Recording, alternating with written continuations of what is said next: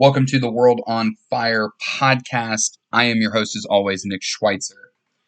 So, I've put a ton of thinking and research into our next topic that is going to be coming up, and it was a recommendation from my best friend on the individual economic impacts of World War II.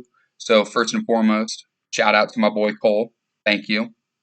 And what I mean by individual economic impacts is that while war in general is a deadly game, it's also a really big money making machine.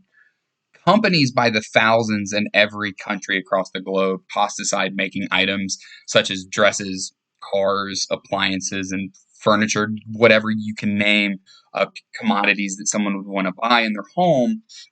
And basically, these companies tossed them aside and started making things that were only deemed essential for the war effort. And in many cases, families would rise through their social hierarchy. Families would rise through their social hierarchy as their wealth bloomed from providing for the war effort.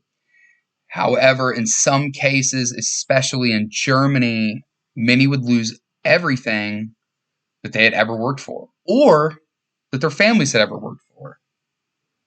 This is our new series, Warconomy.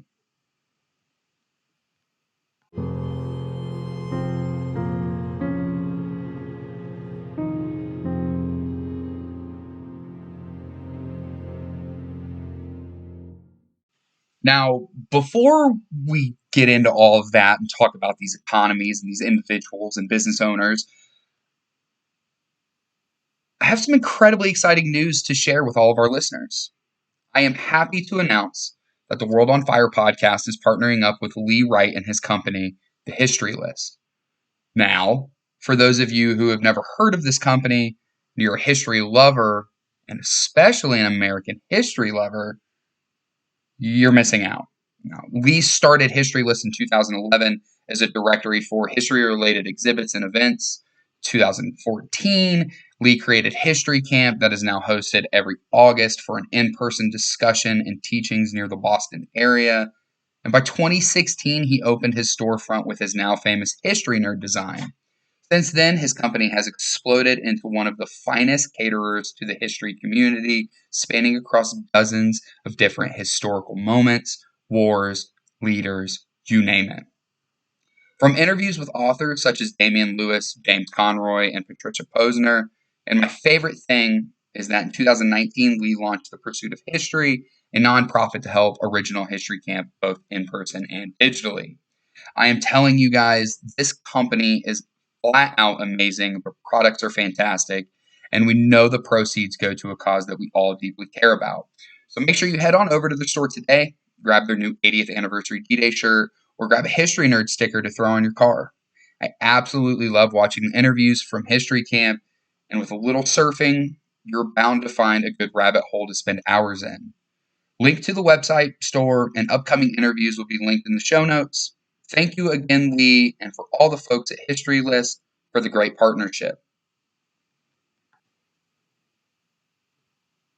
It's spring 1917, and Gunther Quandt sits quietly in his office in Pritzwalk of the German Empire. The 36-year-old Quandt and his textile business has become very popular during the heat of the First World War. He and his family have successfully bid and won to make the uniforms for the German Empire soldiers. And by the end of the war, over 13.5 million men would wear the uniforms that Gunther's company had made. But the war was taking a toll on all Germans. See, now Quandt was not necessarily born into wealth or great stature. His family had immigrated from Denmark, I believe, in the 1700s. They came to the Brandenburg area of Germany. And it was actually Gunther's father, Emil, who had really started the family business. Because when the family had first immigrated, they began working in a textile factory known as Reichswohl AG, working as weavers. Emil, however, had different plans. In 1883, when Gunther was 2 years old, his father married the daughter of the factory's owner and took complete ownership of the textile factory in 1900. So Gunther grew up in the factory, not only learning the jobs of everyone, but quickly became studious of his own father, learning the ins and outs of the family business. Known for manufacturing tough and durable cloth, and in the middle of a war that would be the first in modern history to engulf all of Europe, the German Empire quickly looked within to their own people. It was here where the Quandts first felt their amassing power as they quickly rose through the ranks of wealth within Germany. Now, after the war, there was no need for these uniforms, right? The army that had once been clothed by the millions had now laughably been shrunk to barely tens of thousands. And this was all thanks, of course, to the Treaty of Versailles. And because of that, businesses all across the newly formed Weimar Republic were collapsing at an astonishing rate. Gunther, however, where millions were in despair selling what they could in order to survive, he was in a position to be the buyer. So, due to their business success in World War I, Gunther Quandt had reached the top of public wealth in post war Germany. Gunther began to look towards the future of not only himself, Germany as well. So, in the 1920s, Gunther decided to move his family to the city of Berlin in order to use his wealth he had gained to, in a way, become what we know today as a corporate raider. He was an ideal investor for companies that Quandt decided to invest in. He just had the money. He was ideal for everybody to go to. He was just an ideal investor at the time, was someone who had money. And one of these companies that he decided to take a majority ownership in was, one of them would be BMW, as we know today. He ended up becoming a majority shareholder in BMW. Another one, which would become synonymous with war crimes, would be the accumulator in Fabric AG, or AFA, in Hanover. It's important to understand why him purchasing this company was idealistic for him. So we got to understand that within the past 100 years, by this point, electric batteries were becoming more and more of an accepted power source, if you will. They were being more widely utilized. The need for electric batteries was on a steady rise, and AFA was strictly an electric battery and an accumulator manufacturing plant prior to the acquisition by Quandt, and it had already been a world-renowned company.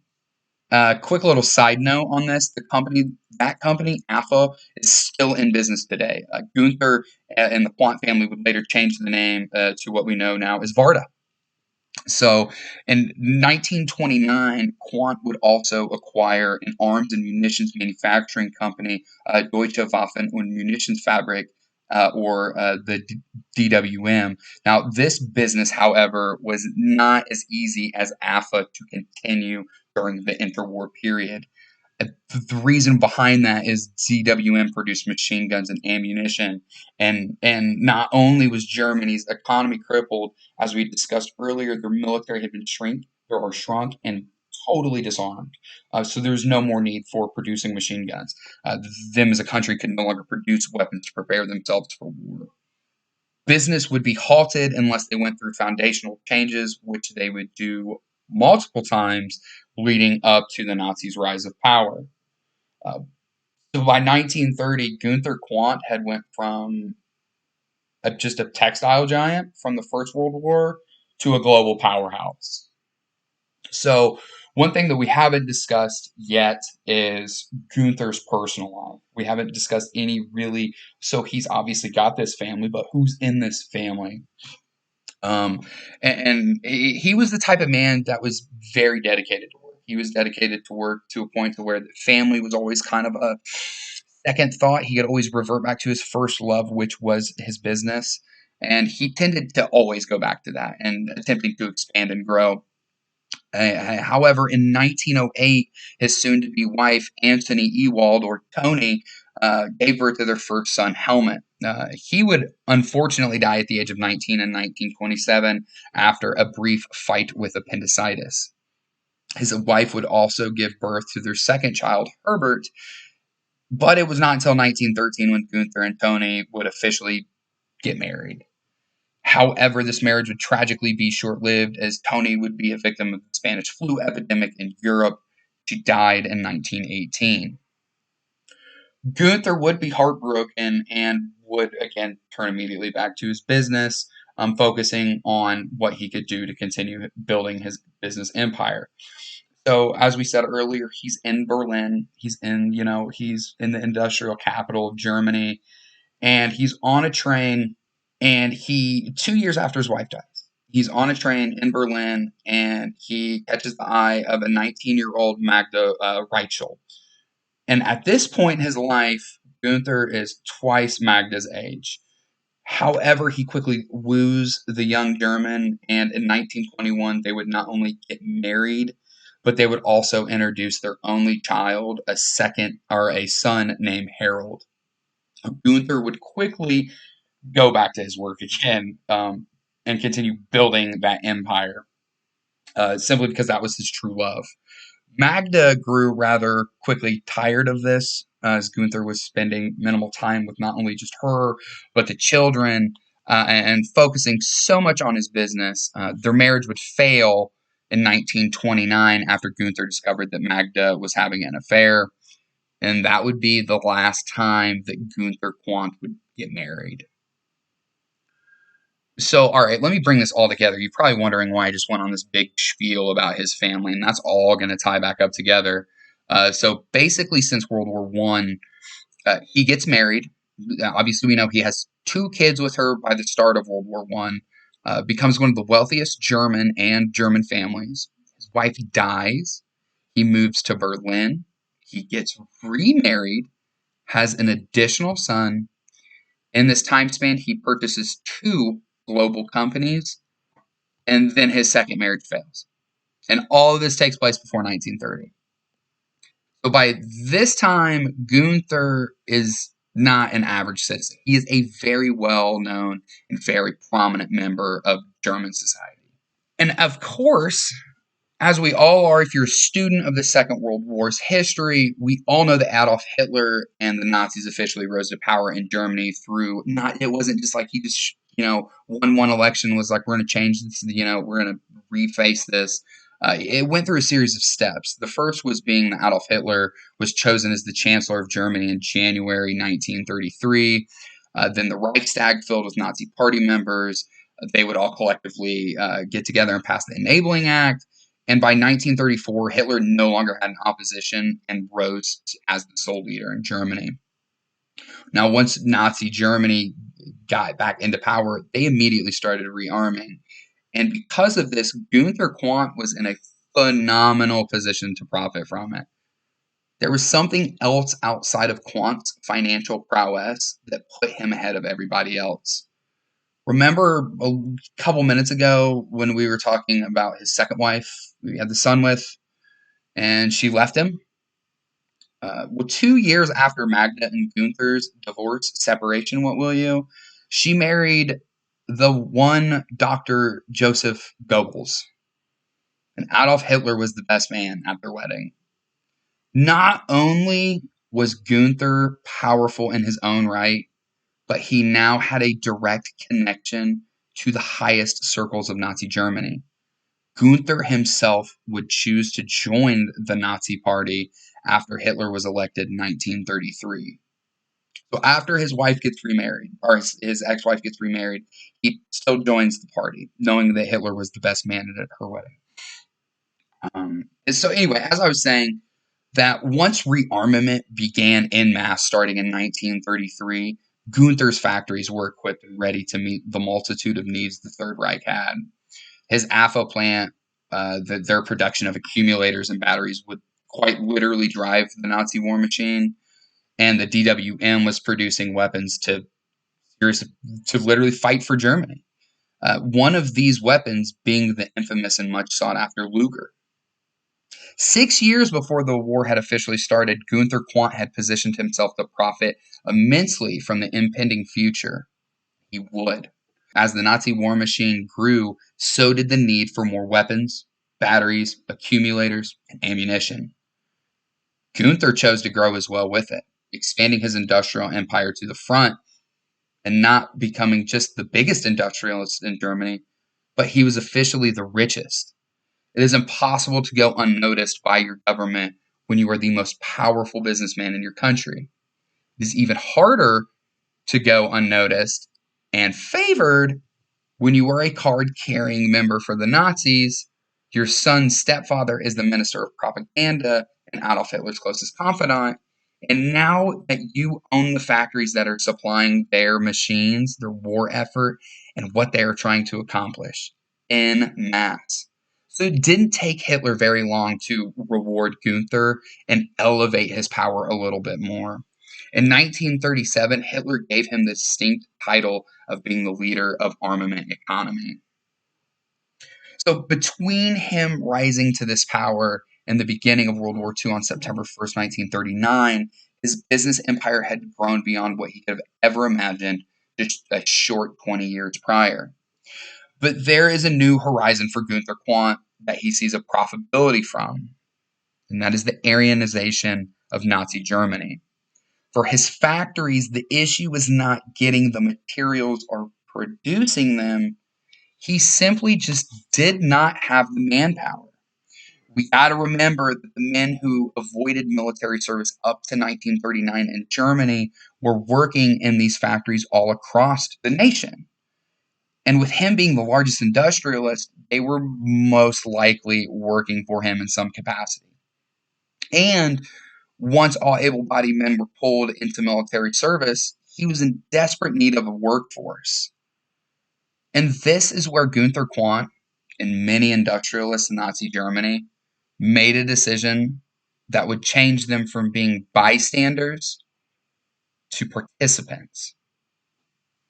So before I go any further here, I must say that that some might find this part of this story disturbing. While I believe it is important, I do want to give a warning before we go any further. Obviously, we know the atrocities that took place during the Holocaust, but what we have tended to lose is the concept of what the Holocaust really was. For many, when we hear the Holocaust, we think of concentration camps, gas showers, crematoriums in places like Auschwitz, Mauthausen, Treblinka, and so forth. These were primarily extermination camps. And that's what is most known, is these extermination camps, with a primary job of a liquidation of human assets. But there were tens of thousands of camps and subcamps, with their focus being solely that of providing slave labor to the Third Reich. Now, Gunther Quandt would be one of many German industrialists who would fill their factories with these prisoners. And these weren't just Jews. This expanded to partisans, political prisoners, Soviet prisoners of war, and really any living body that could provide labor for Germany. And these are horrendous work environments with not only the fear of passing out from exhaustion and being crushed or simply dying, but with the watchful eye of their Nazi guards, there was zero room for error or slacking off. And to whose opinion of what error and slacking off was for the guard to decide. All throughout Germany, hundreds of thousands of laborers would die as a slave working for the Third Reich. The AFA factory in Hanover even set up an execution yard where they would take the weak laborers and laborers who just weren't up to par and shoot them. It is estimated that the roughly 55,000 slave laborers that worked in Quandt's factories during World War II, 80% of them would die on his grounds. But the manpower that he was replacing and killing would never be coming back. As the factory used more and more slave laborers, it was apparent that the Nazis were in a desperate situation. The Nazis were under constant threat of being attacked, and factories could not produce. They could not bring in workers. It was too much of a risk due to the fact of they were under a constant threat of Allied bombers. At that point, the factories slowly began to shut down or were beyond repair. His ex-wife Magda and her husband Dr. Joseph Goebbels and their children, I believe there were 8 of them, I could be wrong, would all commit suicide in the Führer bunker. His son Harold, who was Joseph Goebbels' stepson, would not be in the Führer bunker, even though he was asked to be there. He was not there. He was a pilot in the Luftwaffe, So he actually did escape that death, and he would survive the war. But for Nazi Germany, the war in their empire was over. The Allies would launch an inquiry into the state of Germany's economy during the Nazis' reign, and it was here where Gunther Quandt's greed would catch up to him, but only momentarily. Initially, after the war, Gunther basically escaped prosecution without question. It was, however, his link to Joseph Goebbels that put him in the Allies' scope. And in 1946, he was arrested and was going to be judged simply off the fact that he was a quote unquote card carrying Nazi and someone who openly accepted Nazi ideology. But since they could not link his relationship to any actual crimes, he would only be held until 1948. The crimes that took place in the businesses that he owned were not presented at major war crime trials, such as at the Nuremberg trials, where the entire board of IG Farben was put on trial for their participation in producing Zyklon B for the concentration camps. That board was not only prosecuted, but they were charged and sentenced for their roles in the Holocaust. But for Quandt, his participation was overlooked. They were so focused on this link that he had to the OKW.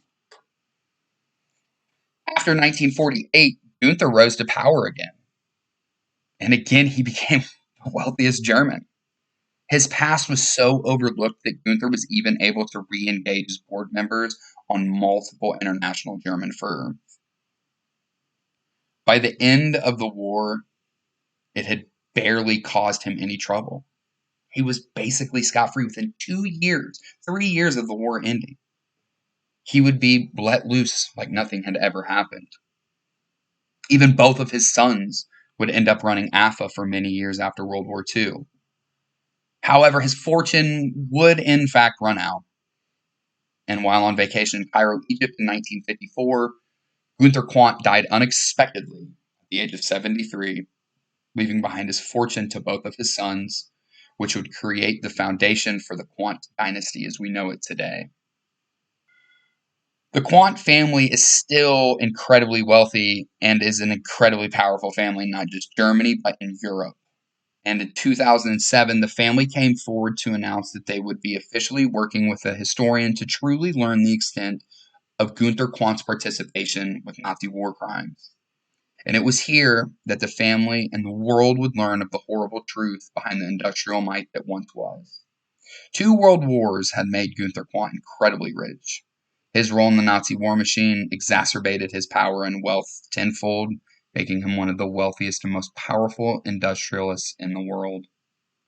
While he would never suffer consequences for his role, understanding the history of how he came to power and how he was able to elude persecution is incredibly important because this was just one man and a very popular and respected man in Nazi Germany.